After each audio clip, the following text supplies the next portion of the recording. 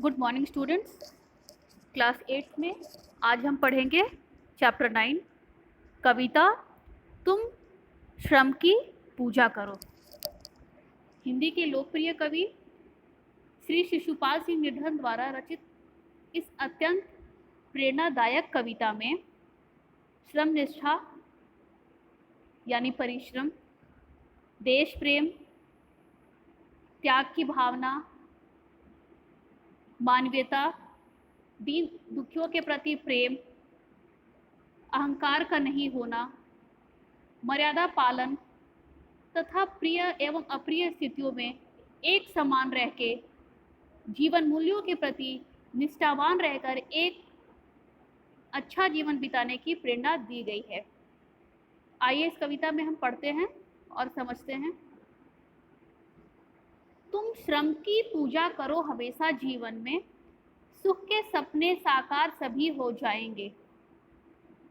हमें हमेशा श्रम की पूजा करनी चाहिए, अपने जीवन में मेहनत करना चाहिए, जिससे हमने जो भी सपने देखे हैं, जो भी हमारी सोची हुई बातें हैं, वो पूरी हो जाती है।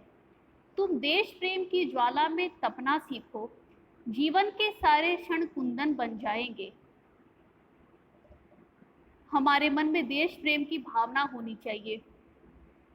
जिस प्रकार सोना अग्नि में जलकर शुद्ध एवं निर्मल बन जाता है, वैसे ही हमारा जीवन भी शुद्ध एवं निर्मल बन जाएगा। जिसने सब कुछ दे दिया न उसे दिया कहते हैं, यह स्वार्थ भरी दुनिया की रीत पुरानी है।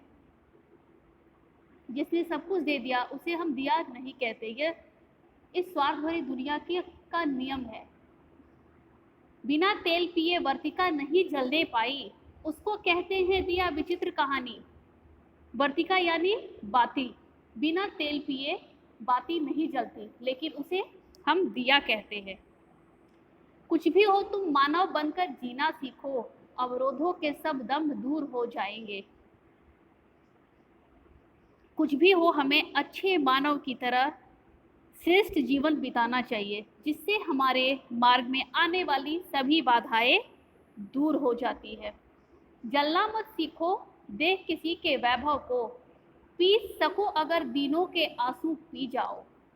कभी भी किसी के वैभव यानी ऐश्वर्य, धन दौलत या शानो शौकत को देखकर जलना नहीं चाहिए, ईर्ष्या नहीं होनी चाहिए।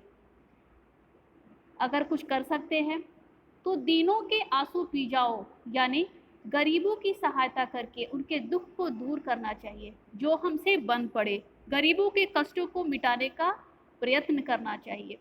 तुम पूजा करो भूख से व्याकुल प्राणों की, पीड़ा का विष पीने से शंकर बन जाओ। हमें गरीबों के कष्ट को मिटाने का प्रयत्न करना चाहिए तथा जिस प्रकार भगवान शिव ने लोक कल्याण के लिए भयंकर विष का स्वयं पान किया था, उसी प्रकार हमें शिव बनकर दूसरों की पीड़ाओं को झेल लेना चाहिए, अपने ऊपर ले लेना चाहिए तथा उनके दुखों को दूर करके उन्हें सुखी कर देना चाहिए। तुम शिव संकल्प जगाकर तो देखो मन में, जीवन के सारे विष अमृत बन जाएंगे। शिव संकल्प, शिव का क्या संकल्प था? लोक कल्याण। उनका संकल्प था लोगों का कल्याण करना। उसी प्रकार अगर हम कल्याणकारी कार्यों के लिए संकल्प करते हैं तो जीवन के सारे दुख सुख में बदल जाते हैं। जो मर्यादित रहता उसकी गहराई में मिलते हैं मोती, वह सागर कहलाता है। सागर अपनी मर्यादा में रहता है और उसी की गहराई में मोती मिलते हैं। वह सूरज है जलती रहती जिसकी काया, तम हरने को उजियारा सदा लुटाता है। और सूरज अपने शरीर को जलाकर अंधेरे को दूर करता है तथा हमें उजाला देता है। हिम जैसा गलकर बहो दंभ के पर्वत से, धारा के तट अनगिन तीर्थ बन जाएंगे। हिम यानी बर्फ, बर्फ की तरह गलकर बहो, यानी हमारा घमंड नहीं होना चाहिए, वो बर्फ की तरह गल के बह जाना चाहिए।